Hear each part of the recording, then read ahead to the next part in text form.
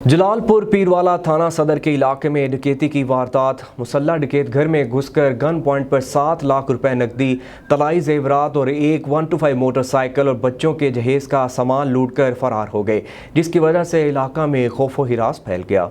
इस मौका पर मुतासरा शख्स खलील अहमद का बताना है कि गुज़श्ता रात में अपने घर के सहन में सोया हुआ था कि एक मुसल्लह शख्स मेरे घर की दीवार फैलाकर अंदर आया और गन पॉइंट पर घर का मेन दरवाज़ा खोल लिया, जिस पर उसके बाकी 5 से 6 मुसल्लह साथी भी अंदर आ गए और उन्होंने तमाम घर वालों को यरगमाल बनाकर घर में मौजूद 7 लाख नकदी, 6 तोले तलाई जेवरात और एक मोटरसाइकिल 125 और बच्चों के जहेज का कीमती सामान लूट कर फरार हो गए।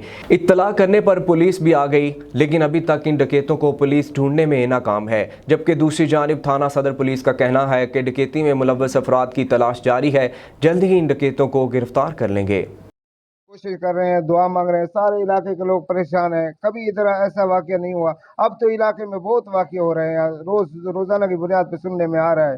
अब इसके साथ वाकया हो गया, उसके साथ हो गया। जो गरीब आदमी है, शरीफ आदमी है, रात को उसको लूट लेते हैं। रात के तकरीबन 2 बजे का टाइम था। एक बंदा मेरी दीवार फलांग के अंदर आया और उसने जैसे ही दीवार छलांगी तो मैं शोर की वजह से जाग गया।